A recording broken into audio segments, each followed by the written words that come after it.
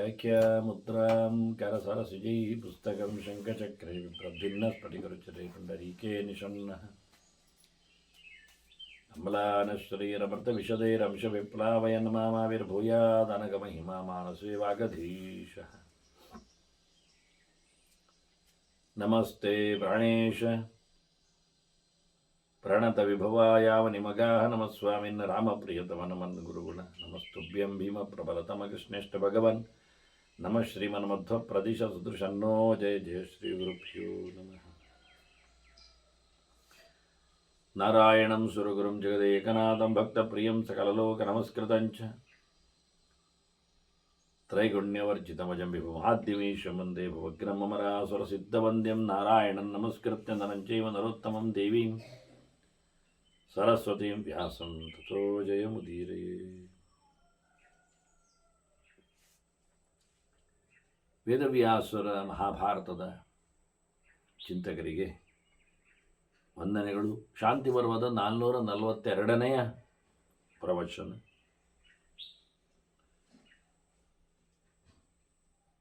ಧರ್ಮರಾಜ ಭೀಷ್ಮರಲ್ಲಿ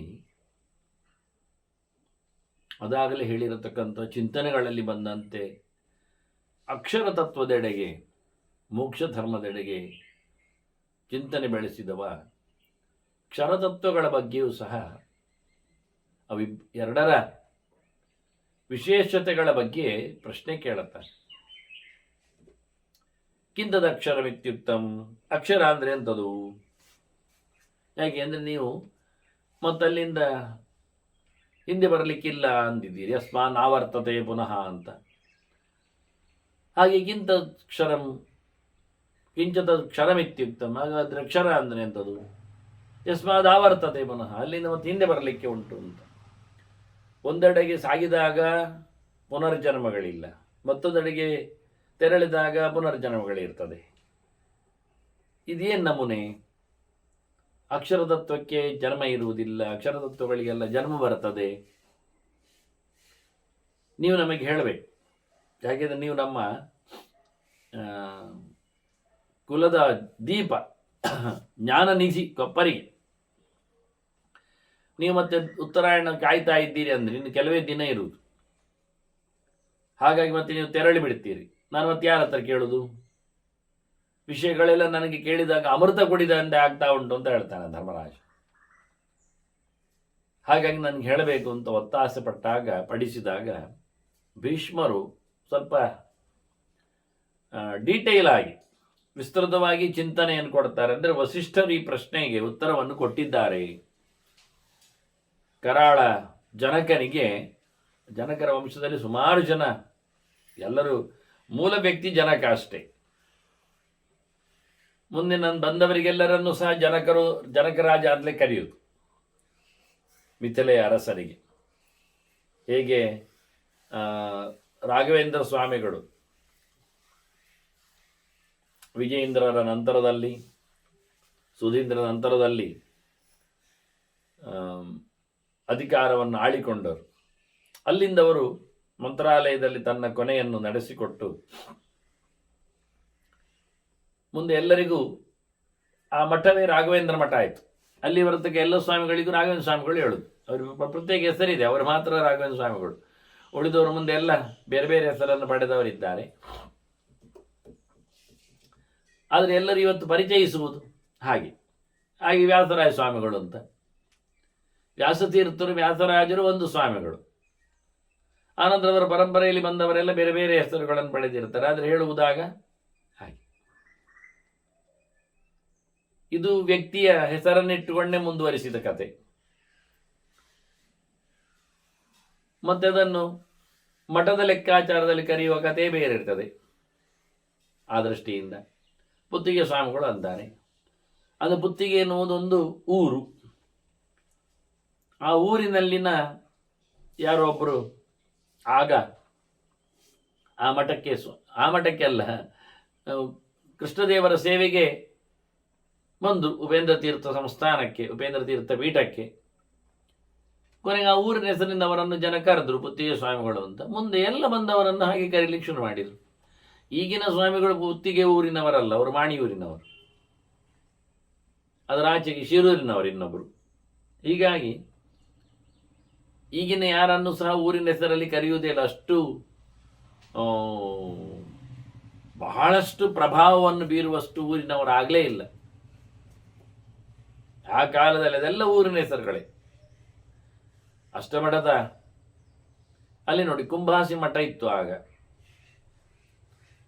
ಅದು ವಾದಿರಾಜರಿಂದಾಗಿ ಸೋದೆಯಲ್ಲಿ ಅವರು ನೆಲೆಗೊಳ್ಳಲು ಹೋಗಿ ಅವರಿಂದ ಅದಕ್ಕೆ ಸೋದೆ ಮಠ ಅಂತ ಹೆಸರಾಯಿತು. ಅಂತಹ ಪ್ರಭಾವ ಬಂತು. ಅದು ಸೋದೆ ಇವತ್ತು ಅಷ್ಟು ಪ್ರಭಾವ ಕೊಟ್ಟಿರತಕ್ಕ ಮುಂದಿನ ಬದಲಾವಣೆ ಕಾಣುವುದಿಲ್ಲ ಊರಿನಲ್ಲಿ. ಹಾಗೆ ತನಗೆ ಬಹಳಷ್ಟು ದೊಡ್ಡ ಮಟ್ಟಿನಲ್ಲಿ ವಿಶೇಷವಾಗಿ ಚಿಂತನೆ ಕೊಡಬೇಕು ಅಂತ ಕೇಳಿಕೊಂಡಾಗ ಹೀಗೊಂದು ಜನಕನ ಪರಂಪರೆಯನ್ನು ತಿಳಿಸ್ತಾ ವಶಿಷ್ಠರು ಹೇಳುತ್ತಾರೆ, ಆತನ ಕ್ಷರಾಕ್ಷರ ಪ್ರಶ್ನೆಗೆ ಅವರು ಬಹಳಷ್ಟು ವಶಿಷ್ಠರನ್ನು ಸನ್ಮಾನಿಸಿ ಗೌರವಿಸಿ ಪ್ರಶ್ನೆ ಕೇಳಿದ್ದ. ವಶಿಷ್ಠರು ಈ ಕಾಲಘಟ್ಟವನ್ನು ಮೊದಲು ತಿಳಿಸಿಕೊಡುತ್ತಾರೆ. ಚತುರ್ಮುಖ ಆದಿಜೀವ ಅವನ ಸೃಷ್ಟಿಯ ಬಗ್ಗೆ ಮಾತಾಡ್ತಾರೆ ಮುಂದೆ. ಅವನಿಗೆ ನಮ್ಮ ಹಾಗೆ 100 ವರ್ಷ, ಆದರೆ ಆ ಪೀರಿಯಡ್ ಮಾತ್ರ ಲಾಂಗ್. 4 ಯುಗಗಳು, ಕಲಿಯುಗ, ದ್ವಾಪರಯುಗ, ತ್ರೇತಾಯುಗ, ಕೃತಯುಗ. ಒಂದರಿಕ್ಕೊಂದು ಪಾಲು ಜಾಸ್ತಿ. 4,32,000 ಕಲಿಯುಗ ಆದರೆ ಇದರ 2 ಪಾಲು, 3 ಪಾಲು, 4 ಪಾಲು ಉಳಿದ ಯುಗಗಳಾಗಿ ಬಿಡುತ್ತವೆ. ಹೀಗಾಗಿ ಒಟ್ಟು ಸೇರಿದಾಗ 10 ಪಾಲಿನ ಗ್ಯಾಟ್ 43,20,000 4 ಯುಗ ಸೇರಿ ಒಂದು ಲೆಕ್ಕ. ಇಂಥದ್ದು ಮತ್ತೆ 1000 ಬಾರಿ ತಿರುಗಿದಾಗ ಚತುರ್ಮುಖನ ಒಂದು ಹಗಲಾಗ್ತದೆ. ಚತುರ್ಯುಗ ಸಹಸ್ರಾಣಿ ಬ್ರಹ್ಮಣೋ ದಿನಮುಚ್ಯತೆ ಅಂತ. ಅದನ್ನು 432 ಕೋಟಿ ವರ್ಷಕ್ಕೆ ಚತುರ್ಮುಖನ 12 ಗಂಟೆಯ ಲೆಕ್ಕ ನಮ್ಮ ಹಾಗೆ. ಅಷ್ಟೇ. ಮತ್ತೆ ರಾತ್ರಿ ಅಲ್ಲಿಗೆ ಒಂದು ದಿನ ಆಯಿತು. ಇಂಥದ್ದು 360 ಮೇಲೆ 100 ವರ್ಷ ದಿನದ ಮೇಲೆ. ಹೀಗಾಗಿ ಇಂತಹ ಚತುರ್ಮುಖ ಇವನು ಹುಟ್ಟಿ ಬಂದದ್ದು ಭಗವಂತನಿಂದ. ನೋಡಿ ಭಗವಂತನ ಕತೆ ನಡಿ. ಇಂತಹ ಚತುರ್ಮುಖ ಒಂದು ಬ್ರಹ್ಮಾಂಡದ ಅರಸನಾಗಿ ಬ್ರಹ್ಮಾಂಡವನ್ನು ನೋಡಿಕೊಳ್ಳುತ್ತಾನೆ. 100 ವರ್ಷಕ್ಕೊಮ್ಮೆ ಮತ್ತೊಬ್ಬ ಬ್ರಹ್ಮ ಬರ್ತಾನೆ. ಮತ್ತೊಬ್ಬ ಬ್ರಹ್ಮ ಬರಲಿಕ್ಕೆ ಮಧ್ಯೆಯಲ್ಲಿ ಮತ್ತೆ ಪುನಃ ಒಂದು ಬ್ರಾಹ್ಮಕಾಲ.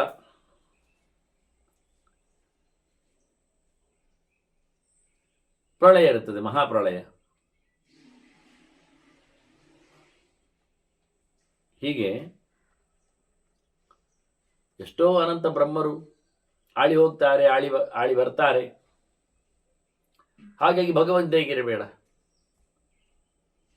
ಸರ್ವತಪ್ಪಾಣಿಪಾದಂತ ಸರ್ವಸೌಕ್ಷಿಶಿರೋಭುಕಂ ಸರ್ವದ ಶ್ರುತಿಮಲ್ಲೋಕೆ ಸರ್ವಮಾವೃತ್ಯ ತಿಷ್ಠತಿ.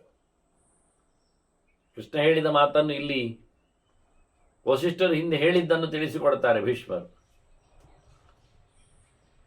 ಎಲ್ಲಿ ನೋಡಿದರಲ್ಲಿ ಭಗವಂತ ತನ್ನ ಎತ್ತರವನ್ನು ಬಿತ್ತರಿಸಿಕೊಂಡಿದ್ದಾನೆ. ಅದರಿಂದ ಭಗವಂತನೇ ನಿಜವಾಗಿ ಎಲ್ಲವೂ. ಸರ್ವಂ ಸಮಾಪ್ನೋಷಿ ತತೋಷಿ ಸರ್ವಃ ಅಂತ ಅರ್ಜುನ ಹೇಳಿದ ಹಾಗೆ ಅತ್ಯಂತ ಸೂಕ್ಷ್ಮವಾದ ರೂಪವು ಅವನಲ್ಲಿದೆ, ಅತ್ಯಂತ ಬೃಹತ್ತಾದ ರೂಪವಿದೆ. ಅಣಿಮ ಲಘಿಮ ಪ್ರಾಪ್ತಿ ಎಲ್ಲವನ್ನು ಪಡೆದಿದ್ದಾನೆ. ಈಶಾನಃ ಎಲ್ಲವನ್ನು ನೋಡಿಕೊಳ್ತಾನೆ. ಜ್ಯೋತಿ ಅವ್ಯಯಂ ಯಾವ ಪ್ರಕಾರದಲ್ಲಿಯೂ ಏನನ್ನು ಸಹ ಕಳ್ಕೊಳ್ಳದ ಯೋಗ್ಯತೆ ಅದು ಭಗವಂತನದ್ದು. ಅದ್ಭುತವಾದ ಹೊನಲು, ಬೆಳಕು, ಜ್ಯೋತಿ ಸ್ವರೂಪನಿದ್ದಾನೆ. ಅಂತಹ ಭಗವಂತನಿಂದ ಚತುರ್ಮುಖನ ಸೃಷ್ಟಿಯಾಗಿದೆ.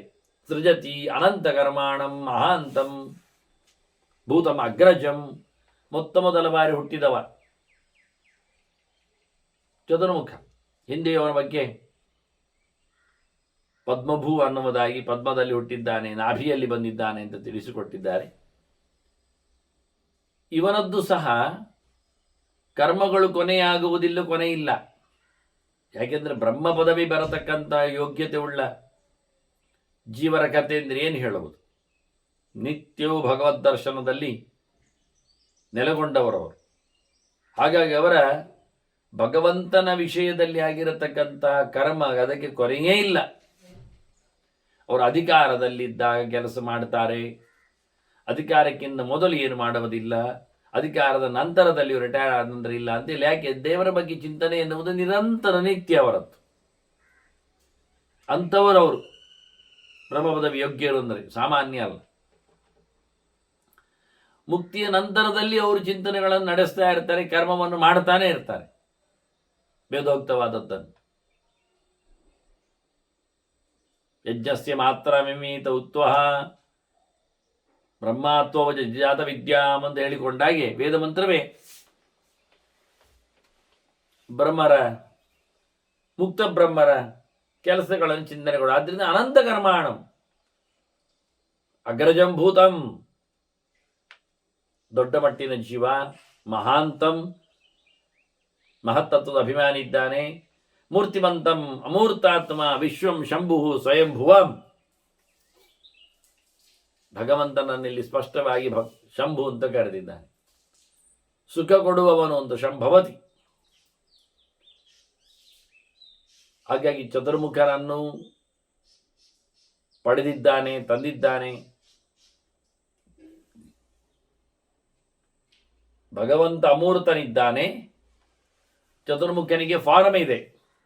ಅಂದರೆ ಫಾರ್ಮ್ ಬರುವಂಥದ್ದು ಪ್ರಾಕೃತವಾದ ವಸ್ತುಗಳಿಂದ, ಪಂಚಭೂತಗಳಿಂದ ಮೇಳನಗೊಂಡಾಗ ಆಗ್ತದೆ. ಅದರಿಂದ ಚತುರ್ಮುಖನೂ ಸಹ ದೇಹವನ್ನು ತ್ಯಾಗ ಮಾಡಲಿಕ್ಕೆ ಉಂಟು.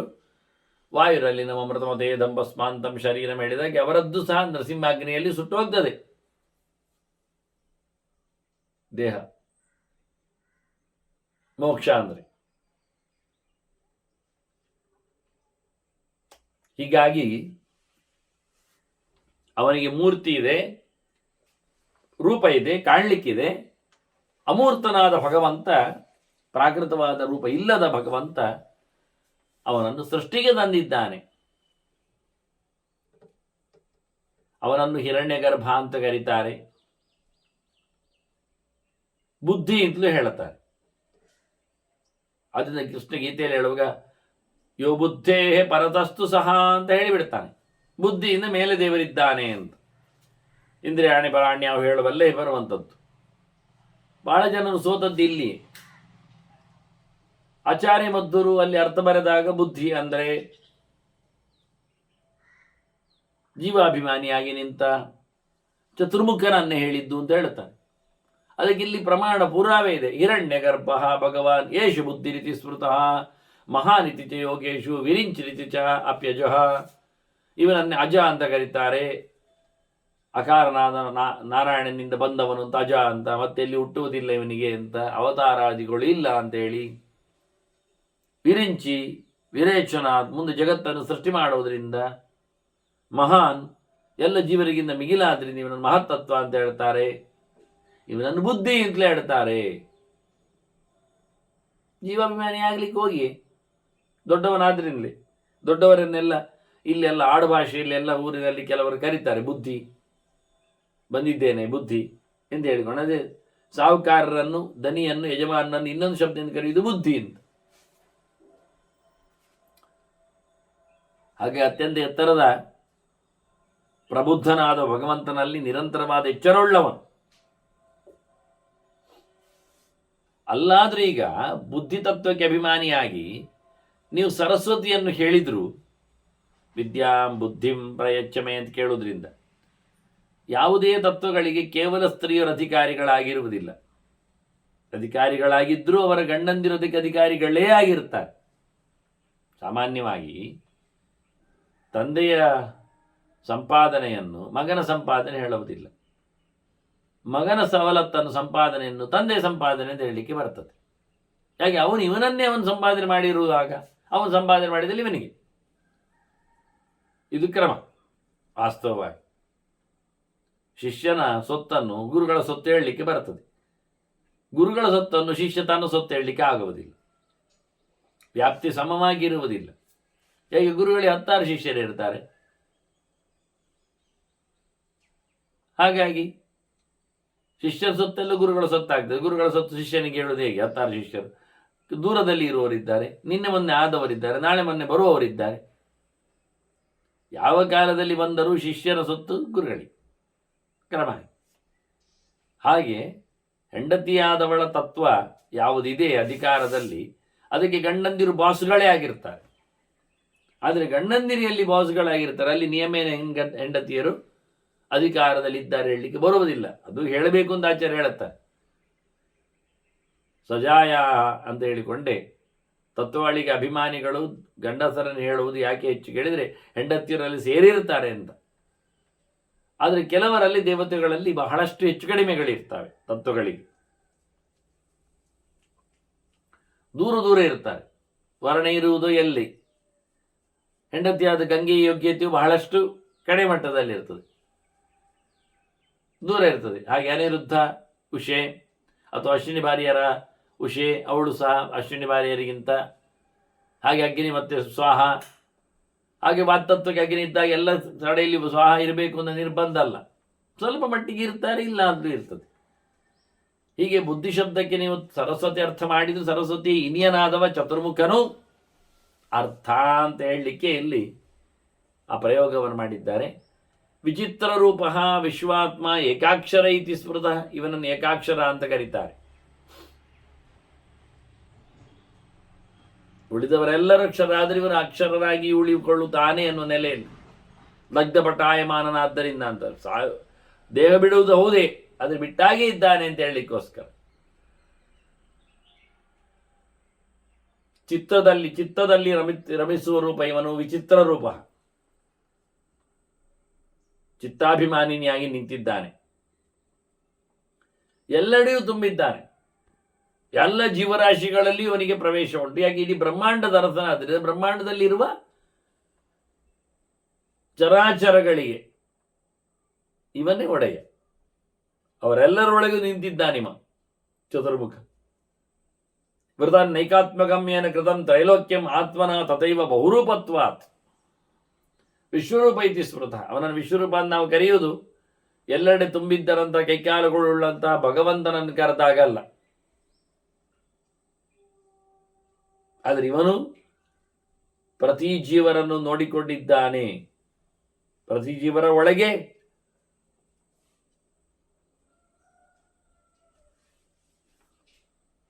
ಜೀವಾಭಿಮಾನಿಯಾಗಿ ಜೀವ ಕಲಾಭಿಮಾನಿಯಾಗಿ ನಿಂತಿದ್ದಾನೆ. ಅದನ್ನು ಅಷ್ಟು ರೂಪಗಳು ಇವನಲ್ಲಿವೆ, ಎಲ್ಲೆಡೆಯೂ ತುಂಬಿದ್ದಾನೆ, ನಿಯಂತ್ರಿಸ್ತಾನವರನ್ನೆಲ್ಲ. ಹೀಗೆ ಇವನಿಂದ ಇವನು ಭಗವಂತನ ಅಧೀನನಾಗಿ ನಿಂತು ಭಗವಂತನ ರೂಪವನ್ನು ಹೊತ್ತು ನಿಂತು ಬ್ರಹ್ಮಣಿ ಬ್ರಹ್ಮರೂಪೋತ್ಸವ ಎಂದು ಹೇಳಿಕೊಂಡ ಹಾಗೆ ಅಲ್ಲಿಂದ ತಾನು ತನ್ನನ್ನು ಮತ್ತೆ ಪಡೆದಿದ್ದಾನೆ. ಅಷ್ಟೇ ಅಲ್ಲದೆ ಶಿವನನ್ನು ಸಹ ಪಡೆದಿದ್ದಾನೆ. ತತ್ವಗಳು, ತತ್ವಾಭಿಮಾನಿಗಳು, ದೊಡ್ಡ ದೇವತೆಗಳು ಅವರವರು ಮತ್ತೆ ಮತ್ತೆ ರೂಪಗಳನ್ನು ಪಡೆಯುವುದುಂಟು. ನಾವಿವತ್ತು ಕಂಪ್ಯೂಟರ್ ಯುಗದಲ್ಲಿದ್ದೇವೆ. ಇದರಲ್ಲಿ ಕಟ್ ಪೇಸ್ಟ್ ಇರ್ತದೆ, ಕೆಲವೊಮ್ಮೆ ಕಾಪಿ ಪೇಸ್ಟ್ ಇರ್ತದೆ.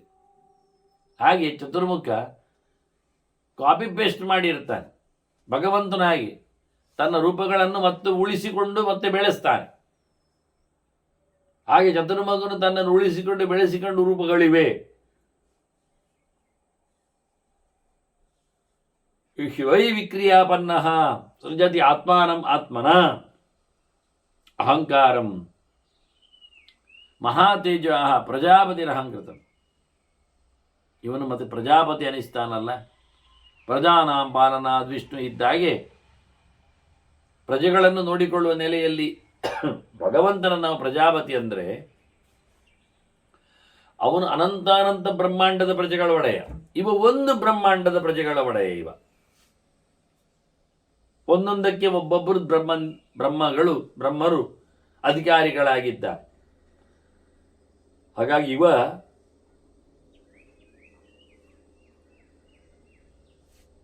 ಸೃಷ್ಟಿಯ ಬಿತ್ತರಕ್ಕಾಗಿ ಸ್ಥಿತಿಗಾಗಿ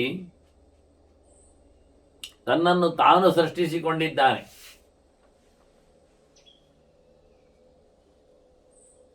ಸೃಷ್ಟಿಯಲ್ಲಿ ತನ್ನ ರೂಪಗಳ ಜೊತೆಯಲ್ಲಿ ಹೇಗೆ ಭಗವಂತ ಇದ್ದು ಬ್ರಹ್ಮರುದ್ರರಿಂದ ಸೃಷ್ಟಿಯಾಗ್ತದೋ ಹಾಗೆ ಭಗವಂತ ಇದ್ದು ಬ್ರಹ್ಮನಿಂದ ರುದ್ರನ ಸೃಷ್ಟಿಯಾಗ್ತದೆ. ಪ್ರತ್ಯೇಕವಾಗಿ ಉಂಟು. ಯಸ್ಯ ಪ್ರಜಾಸಜೋ ಬ್ರಹ್ಮ ರುದ್ರ ಕ್ರೋಧ ಸಂಭವ ಅಂತ ಹೇಳಿದ್ದಾರೆ.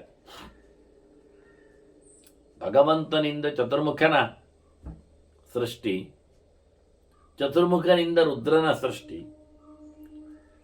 ಇದು ಕೇಳುವ ವ್ಯವಸ್ಥೆ. ರುದ್ರನಿಂದ ಸ್ಕಂದನ ಸೃಷ್ಟಿ. ಹೀಗಿದು 4 ತತ್ವಗಳ ಚಿಂತನೆ. ನಾನು ಅದನ್ನು ಪರ್ವ ಸಮೀಕ್ಷೆಯಲ್ಲಿ ಕೊಟ್ಟಿದ್ದೆ.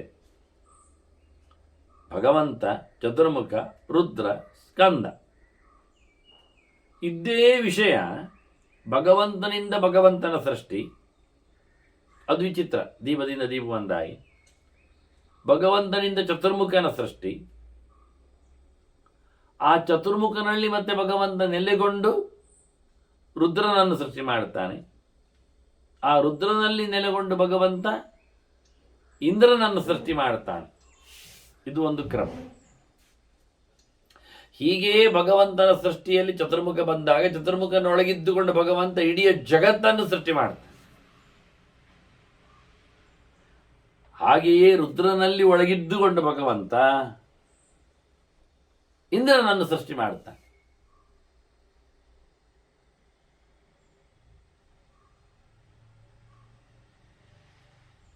ಹೀಗೆ ಚತುರ್ಮುಖನು ಸಹ ತನ್ನನ್ನು ತಾನು ಸೃಷ್ಟಿ ಮಾಡಿಕೊಳ್ಳುತ್ತಾನೆ ಭಗವಂತನ ವಿಶೇಷವಾದ ಪ್ರವೇಶದಿಂದ.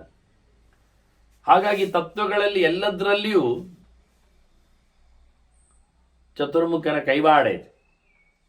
ಹೀಗಾಗಿ ಚತುರ್ಮುಖ ಮೊದಲಿಗೆ ಮಹತ್ತತ್ವನಾದವನು ಎಲ್ಲ ಜೀವಾಭಿಮಾನಿ ಅಥವಾ ಜೀವಕಲಾಭಿಮಾನಿ ಆದ್ದರಿಂದ ಅವನು ಜೀವಕ್ಕಿರತಕ್ಕಂಥ ಗುಣಲಕ್ಷಣ ಏನು? ಅಹಂ ಪ್ರತ್ಯವೇದ್ಯತ್ವ ಎನ್ನುವುದು, ನಾನು ಎನ್ನುವುದು ಗೊತ್ತಾಗಲಿಕ್ಕೆ ಕಾರಣವಾದದ್ದು ಜೀವ. ಹಾಗಾಗಿ ಜೀವಾಭಿಮಾನಿಯಾಗಿ ಚತುರ್ಮುಖ ನಾನು ಎನ್ನತಕ್ಕ ಎಚ್ಚರಕ್ಕೆ ಅನುಗುಣವಾಗಿ ಅಹಂ ತತ್ವದವನು ಆಗಿದ್ದಾನೆ. ಅಷ್ಟೇ ಅಲ್ಲದೆ ಅಹಂಕಾರ ತತ್ವದ ಅಭಿಮಾನಿಯಾಗಿ ನಿಂತ ರುದ್ರನನ್ನೂ ಸೃಷ್ಟಿ ಮಾಡುತ್ತಾನೆ. ಹೀಗೆ ಹೊರಗೆ ಬಂದವ ಅವ್ಯಕ್ತವಾದ ಭಗವಂತನಿಂದ ಹುಟ್ಟಿ ಬಂದವ. ಅವ್ಯಕ್ತಾದ್ ವ್ಯಕ್ತವಾತ್ಮಾನಂ ವಿದ್ಯಾಸರ್ಗಂ ವದಂತಿತಂ ಮಹಾಂತಂ. ಹೀಗೆ ಮಹತ್ತತ್ವಕ್ಕೆ ವಿದ್ಯೆ ಅಂತ ಕರೀತಾರೆ. ತಿಳುವಳಿಕೆ ತುಂಬಿದ್ದು ಜ್ಞಾನ ಅಂತ ಹೇಳ್ತಾರೆ. ಅದು ಸರಿ. ಬುದ್ಧಿ ಹೇಳಿದಾಗೆ ವಿದ್ಯೆ ಹೇಳಿದಾಗೆ ಜ್ಞಾನ. ಬಳಿತ ತತ್ವಪುಷೇದಾಯಿ ದರ್ಶತಂ ಅಂತ ಹೇಳ್ತಾ ದರ್ಶತಂ, ದರ್ಶನದಿಂದ ತತವಾದದ್ದು, ಸರ್ವಜ್ಞವಾದದ್ದು ದೇವರ ವಿಷಯದಲ್ಲಿ ಅಲ್ಲ, ಲೋಕದ ವಿಷಯದಲ್ಲಿ. ಅದು ಪ್ರಾಣತತ್ವ, ಅದೇ ಬ್ರಹ್ಮದೇವ.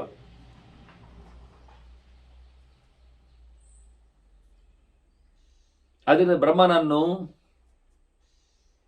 ವಿದ್ಯಾ ಅಂತ ಕರೀತಾರೆ. ಅವನು ಭಗವಂತನ ವಿಷಯದಲ್ಲಿ ತಪ್ಪು ತಿಳಿದವನಲ್ಲ. ಜೀವಕೋಟಿಯಲ್ಲಿ ಮೊದಲ ಬಾರಿಗೆ ತಪ್ಪಿಲ್ಲದ ಅರಿವುಳ್ಳಂತಹ ವ್ಯಕ್ತಿ ಕೇಳಿದರೆ ಅವನು ಚತುರ್ಮುಖಿ. ಅವನ ಜೊತೆಯಲ್ಲಿ ಭಗವಂತನ ಬಗ್ಗೆ ತಪ್ಪಿಲ್ಲದೆ ತಿಳಿದವಳು ಅವನು ಬುದ್ಧಿ ತತ್ವಕ್ಕೆ ಅಭಿಮಾನಿಯೂ ಆದ್ದರಿಂದ ಸರಸ್ವತಿ ದೇವಿ. ಈ ಬ್ರಹ್ಮನಿಗೆ ಸಮನಾಗಿ ನಿಂತವ ವಾಯು ಇದ್ದಾನೆ, ಹಾಗೆ ಸರಸ್ವತಿಗೆ ಸಮನಾಗಿರುವವಳು ಭಾರತಿ ಇದ್ದಾಳೆ. ಅವರಿಬ್ಬರು ಸಹ ದೇವರ ಬಗ್ಗೆ ತಪ್ಪು ತಿಳಿದವರಲ್ಲ. ಅಂದ್ರೆ ಇವರನ್ನು ನಾವು ವಿದ್ಯಾಸೃಷ್ಟಿ ಅಂತ ಹೇಳುತ್ತೇವೆ. ತಿಳುವಳಿಕೆಯಲ್ಲಿ ವಿದ್ಯೆ ಇರೋದ್ಲಿಕ್ಕೆ ಹೋಗಿ.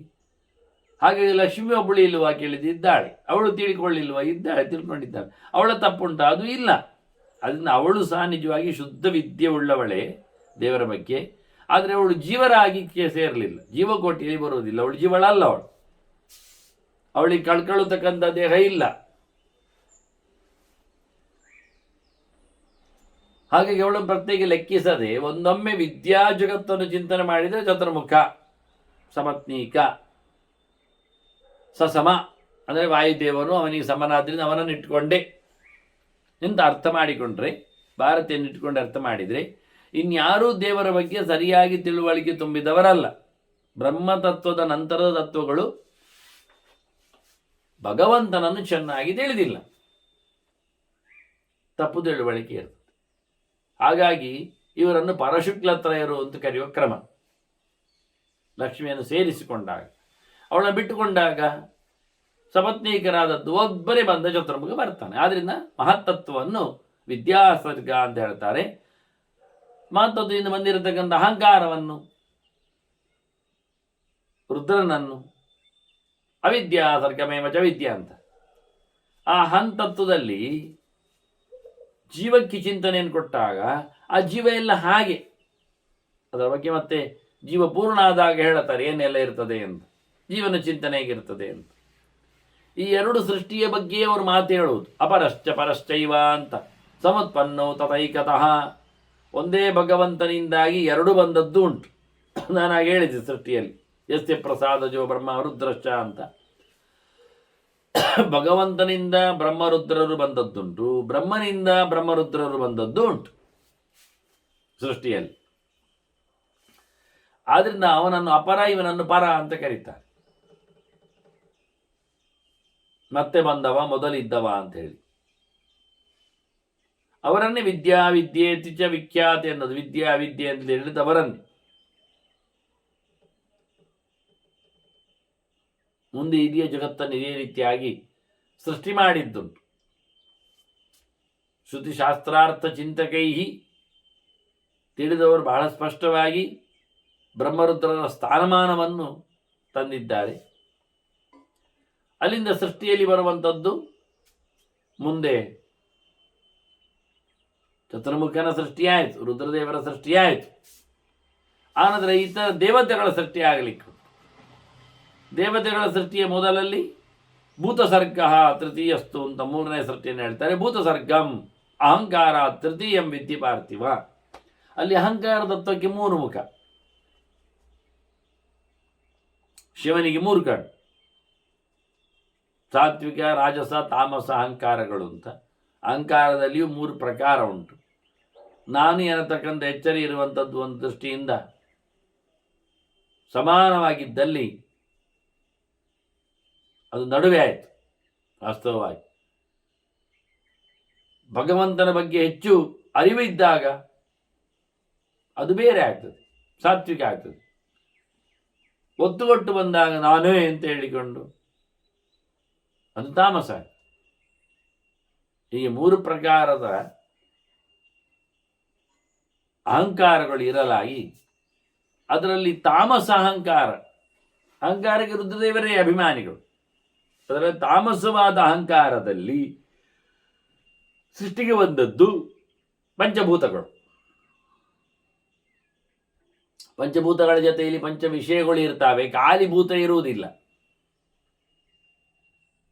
ಅದು ವಿಷಯ ವಿಚಿತ್ರ, ಅದರದ್ದು ಗುಣಧರ್ಮ ಲಕ್ಷಣವನ್ನು ಹೊತ್ತುಕೊಂಡೇ ತರ್ತದೆ. ಆಗಲೇ ನಮ್ಗೆ ಗೊತ್ತಾಗುತ್ತದೆ ಸಬ್ಜೆಕ್ಟ್ ಅಂತೇಳಿ. ಕಾಣುವಿಕೆಯಲ್ಲಿ ಅದೃಶ್ಯವಾದಂಥವುಗಳಲ್ಲಿ ಗುಣಗಳಿದೆ. ಆಕಾಶ, ಗಾಳಿ, ಅಗ್ನಿ ಮತ್ತೆ ನೀರು, ನೆಲ ಅಂತ ಹೇಳಿಕೊಂಡದ್ರಲ್ಲಿ ಶಬ್ದ, ಸ್ಪರ್ಶ, ರೂಪ, ರಸಗಂಧಗಳು, ಹೀಗೆ ದಶವರ್ಗಂ ಅಸಂಶಯಂ, ಹೀಗೆ 10ರ ಮೂಟೆ. ಇನ್ನು ಮುಂದಿನದ್ದು ಇಂದ್ರಿಯಗಳ ಸೃಷ್ಟಿ. ಆದ್ರಿಂದ ವೈಕಾರಿಕ, ಅದು ವೈಕಾರಿಕ ಸೃಷ್ಟಿ. ಅದರಲ್ಲಿಯೂ ಮತ್ತು ವಿಚಿತ್ರವಾಗಿ ಇಂದ್ರಿಯಗಳು ಸೃಷ್ಟಿಯಲ್ಲಿ 2 ಪ್ರಕಾರ ಇಂದ್ರಿಯಗಳು, ಕರ್ಮೇಂದ್ರಿಯಗಳು, ಜ್ಞಾನೇಂದ್ರಿಯಗಳು ಅಂತ. ಪಂಚಮ ವಿದ್ಯರಾಜೇಂದ್ರ ಭೌತಿಕಂ ಸರ್ಗಂ ಅರ್ಥವತ್. ಇದಕ್ಕೆ ಬೆಲೆ ಕೊಡಲೋಸ್ಕ ಬಂದಿರತಕ್ಕಂಥ ವಸ್ತು, ಅದರಲ್ಲಿ ಅರ್ಥವತ್, ಅರ್ಥ ಮಾಡಿಕೊಳ್ಳುವಂಥದ್ದು ಮನಸ್ಸು. ಇದು ಸೇರಿಕೊಂಡು ಮನಸ್ಸಿನ ಸೃಷ್ಟಿಯ ಜೊತೆಯಲ್ಲಿ ಜ್ಞಾನೇಂದ್ರಿಯಗಳ, ಕರ್ಮೇಂದ್ರಿಯಗಳ ಸೆನ್ಸ್ ಆಫ್ ಆರ್ಗನ್ಸ್ ಸೃಷ್ಟಿಗೆ ಬಂತು. ಒಟ್ಟಿಗೆ ಎಷ್ಟಾಯಿತು ವಾಸ್ತವವಾಗಿ?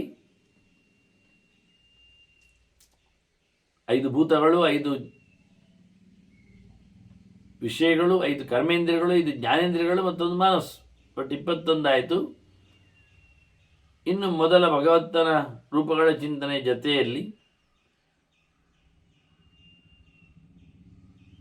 ಮತ್ತೆ ಇಂದ್ರಾದಿಗಳು ರುದ್ರಾದಿಗಳನ್ನು ತಂದದ್ರಿಂದ ಮಹದವ್ಯಕ್ಕ ಮನಸ್ಸು ಇದನ್ನಿಟ್ಟುಕೊಂಡು ಅವ್ಯಕ್ತ, ಮಹತ್, ಅಹಂಕಾರ, ಮನಸ್ಸು. ಇಂದ್ರಿಯಗಳಲ್ಲಿ ಮನಸ್ಸೊಂದು ಪ್ರತ್ಯೇಕ 11 ಅದನ್ನ ಪಂಚಭೂತಗಳು, ಪಂಚ ವಿಷಯಗಳು, 10 ಇಂದ್ರಿಯಗಳು, 20 ಜೊತೆಯಲ್ಲಿ ಮಹದ್, ಅಹಂಕಾರ, ಮನಸ್ಸು 3 ಸೇರಿ ಮತ್ತೆ ಅವ್ಯಕ್ತಳಾದ ಲಕ್ಷ್ಮಿಯನ್ನು ಇಟ್ಟುಕೊಂಡಾಗ, ಲಕ್ಷ್ಮಿ ಅವ್ಯಕ್ತಳೆ, 24 ತತ್ವಗಳು ಎಲ್ಲ ಕಡೆ ಉಂಟು. ಸರ್ವಾಕೃತಿ ಶಿವ ಬರ್ತದೆ, ಇದು ಇಲ್ಲ ಅಂತ ಹೇಳಲಿಕ್ಕೆ ಇಲ್ಲ ನೋಡಿ. ಅದು ಹೇಗೆ?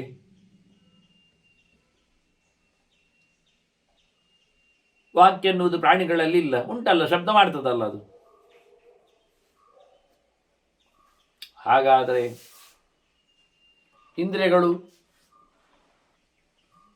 ಕಮ್ಮಿದ್ದವುಗಳ ಲೆಕ್ಕಾಚಾರ ಮಾಡಿದರೆ ಕಣ್ಣಿಲ್ಲದವುಗಳಿದ್ದಾವೆ ಪ್ರಾಣಿಗಳು, ಕಾಲಿಲ್ಲದ ಪ್ರಾಣಿ, ಅದಕ್ಕೆಲ್ಲ ಹೇಳ್ತಾರೆ ಅವೆಲ್ಲ ಅವಯವಗಳ ಅಂಗಗಳು, ಇಂದ್ರಿಯಗಳಲ್ಲೇ ಎಲ್ಲ ಇರುವುದು. ಇಂದ್ರಿಯಗಳು ಒಳಗೆ ಇವೆ ಅಲ್ಲ ಜೀವನೊಟ್ಟಿಗೆ, ಹೌದಲ್ಲ ಮತ್ತೆ.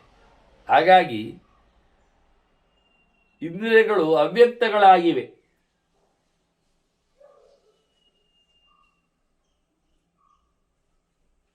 ಕೆಲಸ ಮಾಡುವುದಿಲ್ಲಷ್ಟೇ. ಕಿವಿ ಕೇಳದವನಿಗೆ ಕಿವಿ ಇಲ್ಲ ಅಲ್ಲ, ಕಿವಿ ಅನ್ನತಕ್ಕಂಥ ಚರ್ಮದ ಪಾಲಿಯೇ ಇಲ್ಲದೆ ಇದ್ದರೂ ನಡೀತದೆ, ಕಿವಿ ಇಲ್ಲ ಅಂತ ಹೇಳಲಿಕ್ಕೆ ಬರುವುದಿಲ್ಲ. ಒಳಗೆ ಇಂದ್ರಿಯ ಗೋಲಕಗಳಷ್ಟೇ, ಅದು ಅವ್ಯಕ್ತಿಯ ಸ್ಥಾನಗಳು, ಒಳಗೆ ಇರುವಂಥ ವ್ಯವಸ್ಥೆ. ಹೇಗೆ ತತ್ವಾಭಿಮಾನಿಗಳು ಇದ್ದಾರೆ, ಫಂಕ್ಷನಿಂಗ್ ವ್ಯವಸ್ಥೆ ಇಲ್ಲ, ರೋಗ ಇದೆ, ಕೆಟ್ಟಿದೆ ಅಥವಾ ಮುರಿದೋಗಿದೆ, ಹಾಗೆ ಇರುವವರ ಬಗ್ಗೆ ಹೇಗಿದೆ ಅಂತ ಹೇಳಿಕೊಂಡ. ವಾಸ್ತವವಾಗಿ ಎಲ್ಲ ಕಡೆ ಇದೆಲ್ಲ ಸೇರಿಕೊಂಡಿದೆ. ನರ ದೇವತೆಗಳು ಅಸುರರಿಗೂ ಮಾತ್ರ ಅಲ್ಲ, ದೇವತೆಗಳ ಪಾಳೆಯದಲ್ಲಿ ಗಂಧರ್ವರು, ಯಕ್ಷರಕಿದ ಅವರೆಲ್ಲರಲ್ಲಿ ಉಂಟು. ಇನ್ನು ರಾಕ್ಷಸರಲ್ಲಿಯೂ ಸಹ ದೇವದಾನವರು ಹೇಳಿದ್ರಿಂದ 3 ಕಡೆ ಇದು ನೆಲೆಗೊಂಡಿದೆ. ಪ್ರಾಣಿಗಳಲ್ಲಿ, ಪಕ್ಷಿಗಳಲ್ಲಿ, ಕ್ರಿಮಿಕೀಟಗಳಲ್ಲಿ ಉಂಟು ಎಲ್ಲ ತತ್ವಗಳು. ಆದರೆ ಇದನ್ನು ಬಹಳ ಚೆನ್ನಾಗಿ ತಿಳ್ಕೊಂಡ್ರೆ ತಿಳಿದವರು ಸೋಲುವುದಿಲ್ಲ. ಅಹಂಜ್ಞಾತ್ವಾ ನಾಭಿಶೋಚಂತಿ ಬ್ರಾಹ್ಮಣ, ತತ್ವದರ್ಶಿನ, ಯಥಾರ್ಥವನ್ನು ಅರಿತಾಗ ಇದು ಎಲ್ಲ ಕಡೆ ತುಂಬಿದೆ, ಸರ್ವಾಕೃತಿಸಿ ಬರ್ತದೆ ಅಂದಾಗ ಅದರ ಬಗ್ಗೆ ಎಚ್ಚರ ಚೆನ್ನಾಗಿ ಬೆಳೆಸಿದರೆ ತಿಳುವಳಿಕೆಗೆ ವೇದಗಳಿವೆ ಮತ್ತು ತಿಳುವಳಿಕೆ ಮಾಡಿಕೊಳ್ಳಲಿಕ್ಕೆ ಇದೆ. ಯಥಾರ್ಥವನ್ನು ಕಾಣತಕ್ಕಂಥ ಹಂಬಲ ಇರುವೆ. ಸುಳ್ಳನ್ನು ಬಲಾತ್ಕಾರದಲ್ಲಿ ನೋಡಿ ಉಳಿದವರು ನೋಡಿದ್ದಾರೆ ಹೇಳಿ ಮುಳುಗಿಸಬಾರದು. ಇವೆಲ್ಲ ಪ್ರಧಾನವಾಗಿ ತತ್ವಗಳು. 2 ಪ್ರಧಾನವಾದ ತತ್ವ ಇದು ವಾಸ್ತವವಾಗಿ. ತತ್ವ ಅಂದರೆ ತತ್ವ ವರಿತಿ ಜ್ಞಾನ ಮುದ್ದಿಷ್ಟಮಲ್ವ, ಜ್ಞಾನದಿಂದ ತತ್ವವಾದದ್ದು ಅಂತ ಅರ್ಥ. ತತ್ವಂ ಎಂದರೆ ನಮ್ಮ ಅರಿವಿನಲ್ಲಿ ಅದು ಬರಲಿಕ್ಕೆ ಅನುಕೂಲ ಆಗಬೇಕು. ಅದತ್ವಗಳು ಅದು ತಿಳಿಸಿಕೊಡುವುದೇ ಇಲ್ಲ, ಏನು ಸಂಗತಿಯೇ ಇಲ್ಲ. ಈ ರೀತಿಯಾಗಿ ಚಿಂತನೆಯನ್ನು ನಡೆಸಿಕೊಳ್ಳುವಂತೆ ವಾಸ್ತವವಾಗಿ ಇವೆಲ್ಲ ಎಲ್ಲಿ ಕಾಣ್ತದೆ? ಜಲೇ ಭುವಿಚ ಆಕಾಶೆ ನನ್ಯತ್ರೇತಿ ವಿನಿಶ್ಚಯ. ಎಲ್ಲ ಕಡೆ ಉಂಟು. ನೆಲದಲ್ಲಿ ಇದೆ, ಮೇಲಕ್ಕಿದೆ, ಕೆಳಕ್ಕಿದೆ, ಎಲ್ಲ ಲೋಕಗಳಲ್ಲಿ ಇರುವಂಥದ್ದೇ. ಇದನ್ನು ತಿಳ್ಕೊಂಡ್ರೆ ಯಾರು ಸಹ ತಿಳಿದವರು ತಪ್ಪು ಮಾಡಲಿಕ್ಕೆ ಆಗುವುದಿಲ್ಲ. ಅವರ ಬದುಕು ಹೇಗಿದೆ, ಏನು ವೈಭವಗಳು ಎನ್ನುವುದು ಅರ್ಥ ಆಗ್ತದೆ ವಾಸ್ತವವಾಗಿ. ಯಚ್ಚ ಮೂರ್ತಿಮಯಂ ಕಿಂಚಿತ್ ಸರ್ವತ್ರೈತ ನಿದರ್ಶನ. ಎಲ್ಲಿ ಎಲ್ಲಿ ಆಕಾರ ಕಾಣ್ತದೆ, ನಿಮಗೆ ಫಾರ್ಮ್ಸ್ ಇರ್ತದೆ, ಅಲ್ಲಿ ಎಲ್ಲ ಕಡೆಯಲ್ಲಿ ಸಹ ಈ ತತ್ವಗಳು ಕೆಲವು ಅವ್ಯಕ್ತವಾಗಿವೆ, ಕೆಲವು ವ್ಯಕ್ತವಾಗಿವೆ. ಅಂದು ಇರಲಿಕ್ಕೆ ಉಂಟೇ ಉಂಟು. ಕೃಷ್ಣಂ ಯಥಾವದಸ್ತಾತ್ ಅಕ್ಷರತೆ ವ್ಯಕ್ತ ಸಂಹಿತ. ಇದೆಲ್ಲವೂ ಸಹ ವ್ಯಕ್ತವಾದದ್ದು ಕ್ಷರ ಅಂತ ವಸಿಷ್ಠ. ಕ್ಷರತೆ ಇದು ನಾಶ ಆಗ್ತದೆ. ಅಹನ್ಯಹನಿ ಭೂತಾತ್ಮ ತಥಾ ಕ್ಷರ ಇತಿ ಸ್ಮೃತಃ. ಪ್ರತಿನಿತ್ಯ ಇದನ್ನು ಚೇಂಜ್ ಆಗಲಿ ನಾವು ನೋಡಲಿಕ್ಕೆ ಬರ್ತದೆ. ಅಹನ್ಯಹನಿ ಪ್ರತಿನಿತ್ಯ ನಾವು ಹಾಕಿಕೊಂಡದ್ದಾಗಲಿ, ಇಟ್ಟುಕೊಂಡದ್ದಾಗಲಿ, ನಡೆದುಕೊಳ್ಳುವುದಾಗಲಿ, ತಿಂದಾಗ ಎಲ್ಲದರಲ್ಲಿಯೂ ಬದಲಾವಣೆ ಉಂಟು. ಅದೇ ನಾಶ. ಪೂರ್ಣವಾದ ಸಂಹಾರಕ್ಕೆ ಕಾರಣವಾಗಿ ಇರುತ್ತದೆ. ಇದನ್ನು ನಾವು ಕ್ಷರ ಅಂತ ಕರೆದಿದ್ದೇವೆ. ಮುಖ್ಯವಾಗಿ ಎಲ್ಲವೂ ನಾಶ ಆಗುವುದರಿಂದ ಕ್ರಿಸ್ತಂ ಪ್ರತಿನಿತ್ಯ ಪ್ರತಿ ಕ್ಷಣದಲ್ಲಿ ವ್ಯತ್ಯಾಸ ಆಗ್ತದೆ. ಹೇಗೆ ಜಗತ್ತಿನಂತೆ, ಯಥಾ ಜಗತ್ ಅಂತಾರೆ ದೃಷ್ಟಾಂತ. ಜಗತ್ತಿನಲ್ಲಿ ನೋಡಿ, ಶಾಶ್ವತವಾದ ಸಂಗತಿ ಯಾವುದೂ ಇಲ್ಲ ಅಂತೇಳಿ ಯಾವುದು ಕೆಲಸಕ್ಕೆ ಬರುವುದಿಲ್ಲ ಅಂತಲ್ಲ. ವ್ಯತ್ಯಾಸ ಆಗ್ತದೆ, ಸೀದು ಹೋಗ್ತದೆ, ಬ್ರಿಟ್ಲಾಗ್ತದೆ. ಆದರೆ ಇದನ್ನು ನಾವು ಕ್ಷರ ಅಂತ ಹೇಳ್ತೀವಿ. ಒಬ್ಬನೇ 25ನೇವ 24ರಲ್ಲಿ ಸೇರದವ ಅದು ನಾರಾಯಣ ವಿಷ್ಣು. ಪಂಚವಿಂಶತಿ ತಮಃ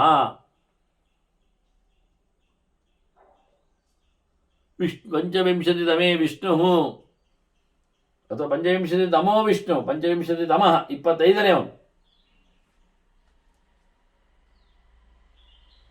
ನಿಸ್ತತ್ವ ತತ್ವ ಸಂಹಿತ.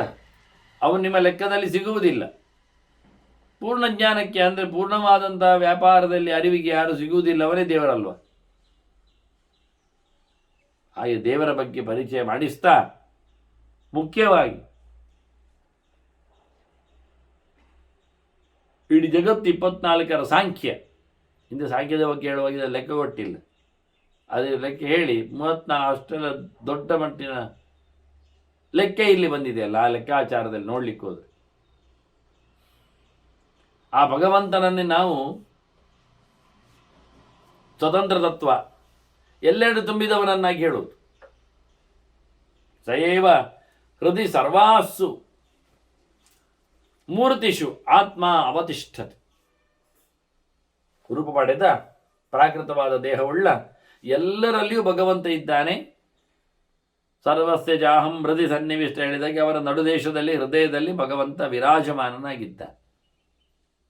ಚೇತೆಯನ್ನು ಚೇತನಾನಿತ್ಯಂ ಸರ್ವಮೂರ್ತಿ ಅಮೂರ್ತಿಮಾನ್. ಆದರೆ ದೇವರು ಕಾಣುವುದಿಲ್ಲ. ಕಾಣುವ ಎಲ್ಲಾ ಜಗತ್ತಿನಲ್ಲಿಯೂ ತನ್ನ ವ್ಯಾಪಾರಗಳನ್ನು ಕಾಣಿಸಿಕೊಳ್ಳುತ್ತಾನೆ. ಈಶ್ವರ ಸರ್ವಭೂತಾನ ವೃದ್ದೇಶ ಅರ್ಜುನ ಭ್ರಾಮೆಯನ್ ಸರ್ವಭೂತಾನಿ ಅಂದಾಗೆ ಚೇತಯನ್ ಚೇತನಾನ್ ನಿತ್ಯಂ ಎಲ್ಲರನ್ನು ಸಹ ಎಬ್ಬಿಸ್ತಾ ಕೆಲಸ ಮಾಡಿಸ್ತಾ ಅವರನ್ನು ನೆರವೇರಿಸ್ತಾ ಬಹಳ ಸುಂದರವಾಗಿ ಭಗವಂತ ಇದ್ದಾನೆ. ಸೃಷ್ಟಿಯ ಮೊದಲು ಇದ್ದಾನೆ, ಸಂಹಾರ ನಂತರ ಇದ್ದಾನೆ. ದೇವರಿಗೆ ಸೃಷ್ಟಿ ಇಲ್ಲ, ದೇವರ ಸಂಹಾರ ಇಲ್ಲ. ಅದರಿಂದ ಸರ್ಗ ಪ್ರಳಯ ಧರ್ಮಿಣ್ಯಂ ಅಸರ್ಗ ಪ್ರಳಯಾತ್ಮಕ. ಈ ಲೋಕ ಸೃಷ್ಟಿಗೆ ಬರ್ತದೆ, ಸಂಹಾರಕ್ಕೆ ಅಡ್ಡಿ ಆಗ್ತದೆ, ಅಣಿ ಆಗ್ತದೆ. ಹೀಗೆ ಸೃಷ್ಟಿ ಸಂಹಾರ ಚಕ್ರ ಇಲ್ಲದವನು ಸೃಷ್ಟಿ ಮತ್ತು ಸಂಹಾರದ ಚಕ್ರಕ್ಕೆ ಕಟ್ಟಿಕೊಂಡು ನಾವು ನಿಲ್ಲಿಸ್ತೇವೆ ದೋಣಿಯನ್ನು. ಅದರಂತೆ ವಾಸ್ತವವಾಗಿ ಇಡೀ ಜಗತ್ತನ್ನು ಸೃಷ್ಟಿಯನ್ನು ನಡೆಸಿಕೊಟ್ಟು ತಾನು ಸೃಷ್ಟಿಯನ್ನು ಆಗದೆ, ಪ್ರಳಯವನ್ನು ನಡೆಸಿಕೊಟ್ಟು ತಾನು ಪ್ರಳಯ ಆಗದೆ ಪ್ರತ್ಯಕ್ಷವಾಗಿ ನೋಡ್ತಾ ಇದ್ದಾನೆ. ಸಾಕ್ಷಿ ಚೇತ ಕೇವಲ ನಿರ್ಗುಣಶ್ಚ ಗೋಚರೇ ವರ್ತತೆ ನಿತ್ಯಂ. ದೇವರು ಎಲ್ಲರಿಗೂ ಕಾಣ್ತಾ ಇದ್ದಾನೆ. ನಿರ್ಗುಣ ಗುಣ ಸಂಹಿತೆ ಅದು ದೇವರೇ ಇಲ್ಲ. ಹಾಗಾದ್ರೆ ಎಂಥದ್ದು ಇಲ್ಲ ಅಂದರೆ ಪ್ರಳಯ ಏನಿಲ್ಲ ಅಂತ ಅರ್ಥ. ಏನಿಲ್ಲ ದೇವರು ಇಲ್ಲ, ಮತ್ತೆ ಸೃಷ್ಟಿ ಇನ್ನೊಮ್ಮೆ ಯಾರು ಮಾಡೋದು? ಅದು ತನ್ನಷ್ಟಿಗೆ ಆಗ್ತದೆ. ಹಾಗೆ ತನ್ನಷ್ಟಿಗೆ ಆಗುವುದು ಯಾವಾಗ? ಈಗ ಗದ್ದೆ ಇದೆ, ನೀರು ಹಾಕಿದ್ದೀರಿ, ಮಳೆ ಬಂದಿದೆ, ಪೈರು ಆಗಿದೆ, ಕಟಾವು ಮಾಡಿದ್ದೀರಿ, ಮತ್ತೆ ಹೋಗಲಿಲ್ಲ, ಅಲ್ಲಿ ಕಳೆ ತೆಗ್ದಿರಿ, ಹೋಗಲಿಲ್ಲ. ಈಗ ಹಾಕಿದ್ದೀರಿ, ಈಗ ಬಂದಿದೆ ಬೆಳೆ, ಎಲ್ಲಿಂದ ಬಂತು? ಅದು ಕಳೆ ಸರ್ತಿಯಲ್ಲಿ ಇದ್ದದ್ದೇ ಬಂದ, ಒಂದು ಸರ್ತಿ ಇದ್ದಲ್ಲ. ಅದು ಕಳಿಸರ್ತಿದ್ದು ಇದ್ದದ್ದು ಇದ್ದಾಗಿ ಬರುವುದಿಲ್ಲ, ಯಾವತ್ತೂ ಬರುವುದು ಮತ್ತೆ, ಅದು ಸತ್ಯ. ಹಾಗಾಗಿ ಭಗವಂತ ಇಲ್ಲಿ ಎಲ್ಲಿಯೂ ಯಾವುದೇ ರೀತಿಯಾದಂಥ ಗುಣಕ್ಕೆ ಸಂಪರ್ಕವನ್ನು ಪಡೆದೇ ಇರುವವನು. ಗದ್ದೆಯಲ್ಲಿ ಎಂದೋ ಯಾವತ್ತು ಹಾಕಿದ್ದ ಪೈರು ಇನ್ನೊಮ್ಮೆ ಯಾವತ್ತು ಬರಲೇಬೇಕಾದ್ರಿಂದ, ಆಗದೇ ಇದ್ದದ್ದು ಬರುವುದೇ ಇಲ್ಲ. ಆದ್ರಿಂದ ಸುಮ್ಮನೆ ಕಟಾವು ಮಾಡಿ ಖಾಲಿ ಮಾಡಿ ಹೋದ ತಕ್ಷಣ ಬರುವ ವರ್ಷ ತನ್ನಷ್ಟಕ್ಕೆ ಆಗುವುದೇ ಇಲ್ಲ. ಆದ್ರಿಂದ ಇಡೀ ಜಗತ್ತನ್ನು ಸೃಷ್ಟಿಗೆ ತರಲು, ಸಂಹಾರಕ್ಕೆ ಬೀಳಿಸಲು ಒಬ್ಬ ಬೇಕೇ ಬೇಕು ಭಗವಂತ. ಅದಕ್ಕೆ ನಿಂದೆ. ಆದ್ರಿಂದ ಇವನು ಸರ್ಗ ಪ್ರಳಯದಲ್ಲಿ ಸೇರಿಕೊಳ್ಳದವ. ಇವನು ಎಲ್ಲರಿಗೂ ಕಾಣಿಸ್ತಾನೆ. ಮತ್ತೆ ಅಲ್ಲ, ಹೇಗೆ ಕಾಣಿತೀವಿ? ಪ್ರಳಯದಲ್ಲಿ ಇವದ್ದಾನೆ ಗೊತ್ತಾಗುದು ಹೇಗೆ ಮಾರ್ರೆ? ಪ್ರಳಯದಲ್ಲಿ ಲೋಕಕ್ಕೆ ಪ್ರಳಯ ಇದೆ, ಮುಕ್ತರಿಲ್ವಾ? ಹಿಂದೆ ಆದವರು ಅವ್ರು ನೋಡುವುದಿಲ್ವಾ? ಅವರಿಗೆ ಎಲ್ಲಿ ಪ್ರಳಯ ಆಗ್ತದೆ? ಸಿಕ್ಕಿದ್ದೆಲ್ಲ ಸೃಷ್ಟಿಗೆ ಬರುವುದು, ಸಿಕ್ಕಿದ್ದೆಲ್ಲ ಸತ್ತು ಹೋಗುವುದು ಕ್ರಮ ಇಲ್ಲ. ಒಂದೊಂದಿಷ್ಟು ಸೃಷ್ಟಿ ಬರ್ತದೆ, ಹೋಗ್ತದೆ, ಮತ್ತೆ ಪುನಃ ಸೃಷ್ಟಿ ಬರ್ತದೆ, ಹೋಗ್ತದೆ. ಸಾಧನೆ ಮುಗಿಸಿಕೊಂಡು ಬ್ರಹ್ಮದೇವ ಬಂದಾಗ ಸೃಷ್ಟಿಗೆ ಬರಲಿಕ್ಕೆ ಅವಕಾಶ ಉಂಟು, ಎಲ್ಲರೂ ಬರಲಿಕ್ಕೆ ಉಂಟು. ಆದರೆ ಎಲ್ಲರೂ ಬರುವುದಿಲ್ಲ, ನಿಧಾನ ಮಾಡ್ತಾರೆ, ತಡ ಮಾಡ್ತಾರೆ. ಈಗ ಬೆಳಿಗ್ಗೆ ಬೇಗ ಆಗ್ತದೆ, ಏಳಲಿಕ್ಕೆ ಬರ್ತದೆ, ಜಪ ಪೂಜೆ ಆಗ್ತದೆ. ಆದರೆ ಚಳಿ ಅಂತೇಳಿ ತಡ ಮಾಡ್ತಾ ಸೂರ್ಯೋದಯದ ನಂತರವನ್ನು ಮತ್ತೆ ಮುಂದುವರಿಸ್ತಾ ಮಧ್ಯಾಹ್ನ ಊಟದ ಹೊತ್ತಿಗೆ ಮಾಡಿದರೆ ಸಾಕು ಅಂತ ಬಿಡ್ತಾ ಇದ್ರೆ, ಕೆಲವರು ಸಂಜೆ ಹೊತ್ತು ಕ್ಲೀನ್ ಆದಾಗೂ ಆಗ್ತದೆ, ಮಲಗಿ ಬಿಟ್ಟರು ಮುಗಿತದೆ ಹೇಳಿಕೊಂಡು ಕೊನೆಗೆ ಎದ್ದ ಬಳಿಕ ಮಾಡುವ ಸ್ನಾನ ಈಗ ಮಲಗು ಮುಂಚೆ ಮಾಡಿದಾಗ ಆಗಿರ್ತದೆ. ಅಲ್ಲ, ಎದ್ದರೂ ಸಹ ಸೂರ್ಯೋದಯವನ್ನು ಸಸೂತ್ರ ವ್ಯವಸ್ಥೆಗೊಳಿಸದೆ ಕ್ಯಾಲೆಂಡರ್ನ ದಿನದಂತೆ ಮರುದಿನ ಆಯ್ತು ಹೇಳಿಕೊಂಡು ಬೆಳಿಗ್ಗೆ ಎದ್ದು 2 ಗಂಟೆ 3 ಗಂಟೆ ಸ್ನಾನ ಮಾಡುವವರು ಮಾತಾಡಿಸುವುದು ಈಗ ನಾವು, ಅದು ಪ್ರಯೋಜನ ಇಲ್ಲ. ಹಿಂದಿನ ದಿವಸ ಸಂಜೆಯಲ್ಲಿ ಮಾಡಿದ ಪಾಲು ಅದಕ್ಕೆ ಸಮನಾಗಿರುವಂಥದ್ದಾದ್ರಿಂದ ಸ್ನಾನ ಮೂಲ ಕ್ರಿಯಾಸ್ತರ್ವ ಆದ್ರಿಂದ ಅದನ್ನ ದೇವರನ್ನು ಸೃಷ್ಟಿಯ ಮೊದಲು ಕಂಡವರು ಯಾರು? ಅದಕ್ಕಿಲ್ಲಿ ಹೇಳಿದು ಪಶ್ಯಂತ್ಯದೋ ರೂಪಮದ ಪ್ರಜಕ್ಷುಷಃ. ಮುಕ್ತರು ನೋಡ್ತಾರೆ, ಅವರೇನು ಹೊರಗೋಗಲಿಲ್ಲ. ಅದನ್ನ ಭಗವಂತನನ್ನು, ಸೃಷ್ಟಿ ವ್ಯಾಪಾರದಲ್ಲಿ ಬರುವವನನ್ನು, ಸಂಹಾರ ವ್ಯಾಪಾರದಲ್ಲಿ ತೊಡಗಿದವನನ್ನು ಬೇಕಾದಷ್ಟು ಜನ ನಿರಂತರವಾಗಿ ನೋಡ್ತಾನೇ ಇದ್ದಾರೆ. ಅದರಿಂದ ಗೋಚರೇ ವರ್ತತೆ ನಿತ್ಯಂ. ದೇವರು ಕಾಣ್ತಾರೆ, ದೇವರು ಕಾಣ್ತಾರೆ. ಅಂದರೆ ದೇವರನ್ನು ಮುಕ್ತರು ಕಾಣ್ತಾರೆ, ದೇವರು ಜಗತ್ತನ್ನು ಕಾಣ್ತಾನೆ. ಅವನು ಮಲಗುವುದಿಲ್ಲ, ಜಗತ್ತಿಗೆ ಮಲಗುವನ್ನು ಕೊಡ್ತಾನೆ, ಜಗತ್ತಿಗೆ ಎಚ್ಚರವನ್ನು ಕೊಡ್ತಾನೆ. ಇವನು ಮಲಗು ಎಚ್ಚರ ಇಲ್ಲದವನಾಗಿದ್ದಾನೆ. ಇವನು ಮಲಗು ಎಚ್ಚರ ಇಲ್ಲದವನಾಗಿ ಇರುವುದನ್ನು ನಿರಂತರವಾದ ಎಚ್ಚರ ಪಡೆದಿರತಕ್ಕಂಥ ಮುಕ್ತರು ನೋಡ್ತಾನೆ. ಏವಮೇಶ ಮಹಾನಾತ್ಮ ಸರ್ಗ ಪ್ರಳಯ ಗೋವಿದ. ಹೀಗೆ ಪ್ರಳಯವನ್ನು, ಸೃಷ್ಟಿಯನ್ನು ಮೊದಲು ನೋಡಿದವ ಯಾರು ಕೇಳಿದರೆ ಅದು ಚತುರ್ಮುಖ. ಮೊದಲು ಸೃಷ್ಟಿ ಅವನಿಗೆ, ಕಟ್ಟಕಡೆಯ ಪ್ರಳಯ ಅವನಿಗೆ. ಅವನ ಅಂತರದಲ್ಲಿ ಅವನ ಪ್ರಳಯವನ್ನು ನೋಡುವವರಿಲ್ಲ, ಅವನ ಮೊದಲಲ್ಲಿ ಅವನ ಸೃಷ್ಟಿಯನ್ನು ನೋಡುವವರಿಲ್ಲ. ಸೃಷ್ಟಿಗೆ ತಂದದ್ದು ದೇವರು, ಪ್ರಳಯವನ್ನು ನಡೆಸಿಕೊಂಡು. ಆದ್ದರಿಂದ ಸರ್ಗ ಪ್ರಳಯ ಕೋವಿದ ಏವಮೇಶ ಮಹಾನಾಥ್. ಹೀಗೆ ಮಹತ್ತತ್ವದ ಅಭಿಮಾನಿಯಾಗಿರತಕ್ಕ ಚತುರ್ಮುಖನು ಸಹ ಸರ್ಗ ಪ್ರಳಯದಲ್ಲಿ ಎಕ್ಸ್ಪರ್ಟ್. ಅಂದರೆ ಸೃಷ್ಟಿಯನ್ನು ಮೊದಲು ನೋಡಿದವ ಸೃಷ್ಟಿ ಆಗ್ತಾಗೆ ಆಗುವನ್ನು ನೋಡಿ. ನಾವಾದರೆ ಮಗು ಹುಟ್ಟುವಾಗ ನಮಗೆ ಗೊತ್ತಿಲ್ಲ ಅಂತ, ಆದರೆ ಅವನು ಹಾಗಲ್ಲ. ಅವನು ಪ್ರಾಣತತ್ವ ಆಗಿದ್ದವ, ಹಿಂದೆ ಎಚ್ಚರ ಇದ್ದವನಿಗೆ ಮುಂದೆ ತಾನು ಬರುವುದು ಭಗವಂತನ ಹೊಕ್ಕುಳಲ್ಲಿ, ಪದ್ಮದಲ್ಲಿ ಎಂದು ಗೊತ್ತಿದೆ. ಹಾಗಾಗಿ ಅವನು ಎಚ್ಚರ ತಪ್ಪಿ ಹುಟ್ಟಿದ್ದೇ ಅಲ್ಲ. ಅದರಂತೆ ಅವನು ತನ್ನ ಸಂಹಾರಕ್ಕೆ ಅಣಿಯಾಗುವಾಗ ಗೊತ್ತಿದ್ದೇ ದೇವರೊಳಗೆ ಪ್ರವೇಶ ಮಾಡೋದು. ಯಾವುದೋ ಪ್ರಾಣಿ ಹಿಂಬದಿಯಿಂದ ಮುಕ್ಕಿ ಬಿಡುವಂತೆ ಅಲ್ಲ ಇದು. ಇಷ್ಟಪಟ್ಟು ಅಭಿಸಂವಿಶಂತಿಯಿಂದ ಮುಕ್ತರ ಪ್ರವೇಶ. ಹೀಗಾಗಿ ಮೊದಲ ಸೃಷ್ಟಿ, ಮೊದಲ ಕಟ್ಟಕಡೆಯ ಪ್ರವೇಶ, ನಿರ್ಗಮನ, ಆಗಮನ, ನಿರ್ಗಮನ, ಇದರಲ್ಲಿ ನೋಡಿಕೊಂಡವ, ಎಚ್ಚರಗೊಂಡವ, ಅರಿತುಕೊಂಡವ, ಅದು ಮಹತ್ತತ್ವ. ಮತ್ತಿವ ವಿಕರ್ವಾಣ ಪ್ರಕೃತಿವಾನ್, ಜೀವ ಇದ್ದಾನಲ್ಲ, ಎಂತೆಂಥದೋ ಕರ್ಮಗಳನ್ನು ಮಾಡುತ್ತಾ ಬಂದವ. ಉಳಿದವರೆಲ್ಲ ಅವರು ಅಭಿಮನ್ಯತೆ ಅಭಿದ್ಧಿಮಾನ್, ಅವನಿಗೆ ತಿಳ್ಕೊಳ್ತಾನೆ, ಅವನು ಸರಿ ಗೊತ್ತಿಲ್ಲ ಅವನಿಗೆ. ಯಾಕೆ ಅಂದರೆ ಅವನಿಗೆ 3 ಗುಣಗಳುಂಟು, ಅವನಿಗೆ ಪೆಟ್ಟು ಕೊಡ್ತದೆ. ಮತ್ತು ಚತುರ್ಮುಖನಿಗಿಲ್ವ, ತ್ರಿಗುಣಾತೀತನ ಅಲ್ಲ, ಅವನು ತ್ರಿಗುಣಗಳ ಬಂಧನದಿಂದ ಅತೀತನಿದ್ದಾನೆ, ಅವಳಿಗೆ ಸೇರುವುದಿಲ್ಲ, ಸೋಲುವುದಿಲ್ಲ. ಆದ್ರಿಂದ ಇವನು ಮನುಷ್ಯ ತಾಮಸ್ಸು ಗುಣಗಳಿಗೆ ಬಿದ್ದವನಾಗಿ ತಮಸ್ಸತ್ವರ ಜೋಯುಕ್ತ ತಾಸು ತಾಸಿವ ಯೋನಿಷು ಲೀಯತೆ ಅಪ್ರತಿಬುದ್ಧತ್ವ. ತಲೆಗಟ್ಟಿ ಇಲ್ಲದವನು, ಜೀವಿಯಾದವನು, ಜೀವನು ಅವನು ಈ ಎಲ್ಲ ಗುಣತ್ರಯಗಳಲ್ಲಿ ಸಿಕ್ಕಿಬೀಳುತ್ತಾನೆ. ಸಿಕ್ಕಿಬೀಳಿಗೆ ಕಾರಣ ಇನ್ನೊಂದುಂಟು, ಅಬುದ್ಧ ಜನಸೇವನಾತ್. ಅವನ ಎದುರುಗೂತವರು ಬೇಡದಿದ್ದವರೇ, ಅವನ ಹಿಂಬಾಲಕರು ಸಮ ಇಲ್ಲದವರೇ, ಅತ್ತಿತ್ತದವರು ಎಲ್ಲ ಬಿಟ್ಟವರೇ. ಹೀಗಾಗಿ ಕೆಟ್ಟವರ ಜೊತೆಯಲ್ಲಿ ಸೇರಿಕೊಂಡವ ತಪ್ಪು ತಿಳಿದವರ ಜೊತೆಯಲ್ಲಿ ಇರ್ಲಿಕ್ಕೆ ಹೋಗಿ ಇವನು ತಪ್ಪೇ ಆಗ್ತಾನೆ. ಸಹವಾಸಾತ್ ನಿವಾಸಾತ್ಮ ನಾಣ್ಯೋಹಮಿತಿ ಮನ್ಯಂತ. ನನಗಿಂತ ಬೇರೆ ಯಾರಿಲ್ಲ ಅಂತ ನಾನೆಂದು ಹೇಳಿಬಿಡ್ತಾನೆ. ಎಲ್ಲಿವರೆಗೆ ಕೇಳಿದರೆ ನೋಡಿ, ದೇವರು ಒಳಗಿದ್ದಾನೆ, ಇವ ಹೊರಗಿದ್ದಾನೆ, ಇವನು ನಾನೇ ದೇವರು ಅಂತ ಹೇಳಿಬಿಡ್ತಾನೆ. ಅಥವಾ ದೇವರನ್ನು ನಾನೇ ಒಂದೇ ಅಂತಾನೆ. ಎರಡಿಲ್ಲ ಅಂತಾನೆ, ಕಾಣೋದಿಲ್ಲ ಅವನಿಗೆ. ಮರ್ಜಾದ್ರಿಂದ, ಒಟ್ಟು ಸೇರಿದ್ದರಿಂದ ಕೆಲವೊಮ್ಮೆ ಹಾಲು ನೀರಿನ ಜೊತೆಯಲ್ಲಿ ಸೇರಿಕೊಂಡ ಹಾಗೆ ಅಂತ ವಾದಿರಾಜರು ಹೇಳುತ್ತಾರೆ. ಅಷ್ಟು ಸೂಕ್ಷ್ಮ. ಕೆಲವು ಅಕ್ಕಿಯಲ್ಲಿ ಭತ್ತ ಸೇರಿಕೊಂಡೆ ತೆಗಿಲಿಕ್ಕೆ ಬರ್ತದೆ, ಗೋಧಿಯಲ್ಲಿ ಅಕ್ಕಿ ಹಾಕಿ ತೆಗಿಲಿಕ್ಕೆ ಬರ್ತದೆ, ಹಾಲಿನಲ್ಲಿ ನೀರು ಹಾಕಲಿಕ್ಕೆ ನೀರಿನಲ್ಲಿ ಹಾಲು ಹಾಕಿದ್ದು. ಹಾಗೆ ಹಾಗೆ ಪರಮಾತ್ಮ ಮತ್ತು ಜೀವ ಇವೆರಡು ಗೊತ್ತಾಗದೆ ಹೋಗಿ ನಾನೇನು ತಿಳ್ಕೊಳ್ತಾನೆ. ಇದವನ ತಪ್ಪು. ಯಾಕೆ? ಅದು ಮೂರು ಗುಣಗಳನ್ನು ಅವನು ಅನುಸರಿಸುವುದು. ಗುಣಾನೇವ ಅನುವರ್ತತೆ. ಸತ್ವ ರಜಸ್ಸು ತಮಸ್ಸನ್ನು ಅನುಸರಿಸಿ ಇರುವುದರಿಂದ ಅವನಿಗೆ ಅದರ ಪ್ರಭಾವ, ಕೆಂಪು ಬಿಳಿ ಕಪ್ಪಿನ ಪ್ರಭಾವ, ಮೂರು ಬಣ್ಣ ಅದಕ್ಕೆ. ಹಾಗಾಗಿ ಕೊನೆಗೆ ತಪ್ಪನ್ನೇ ಗಟ್ಟಿ ಹಿಡಿದವ ಪಾಪವನ್ನೇ ಮಾಡಿದ್ದಾನೆ ಅಂತ ಅರ್ಥ. ತಮಸ್ಸು ಅವನಿಗೆ ಗತಿ, ನರಕಕ್ಕೆ ಹೋಗ್ತಾನೆ, ಪ್ರಾಣಿ ಜನ್ಮಗಳನ್ನೇ ಪಡಿತಾನೆ. ಅದೇ ಇತ್ತ ಸತ್ವವನ್ನೇ ಅವಲಂಬಿಸಿದವ ಅವನು ದೇವಲೋಕಕ್ಕೆ ಹೋಗ್ತಾನೆ. ಅವ ಉತ್ತಮನಾಗಿದ್ದಾನೆ, ಅವನು ಕೇವಲ ಪುಣ್ಯವನ್ನೇ ಪಡೆದವ. ಈ ಪುಣ್ಯ ಪಾಪ ಮಿಕ್ಸ್ ಉಂಟಲ್ಲ, ಮಿಶ್ರದಲ್ಲಿ ಬರ್ತಾನಲ್ಲ ಅವರು ರಾಜಸರು, ಅವರು ಮನುಷ್ಯರು. ಅತ್ತ ಅಲ್ಲ ಇತ್ತ ಇಲ್ಲ ಹೇಳಿಕೊಂಡು ಆಚೆ ಈಚೆ ಓಡಾಡುವವರು. ಆದ್ದರಿಂದ ಮಾನುಷ ಅನ್ನತ ರಾಜಸಾಹ ಅಂತಾನೆ. ರಾಜಸರು ಮಾನುಷ ಲೋಕವನ್ನು ಪಡಿತಾರೆ, ತಾಮಸಾಹ ನಿರಯಾತಿ, ಸಾತ್ವಿಕ ದೇವಲೋಕಾಯ ಅಂಥೇಳಿ. ಹೀಗೆ ಗುಣತ್ರಯದ ಚಿಂತನೆಯ ಜೊತೆಯಲ್ಲಿ ವಸಿಷ್ಠರು ಜೀವಗತಿಯನ್ನು ಮೂರು ಪ್ರಕಾರದಲ್ಲಿ ಪುಣ್ಯಾತ್ಮರು ಏನು ಅಂತ ತಿಳಿಸಿಕೊಟ್ಟಿದ್ದಾರೆ.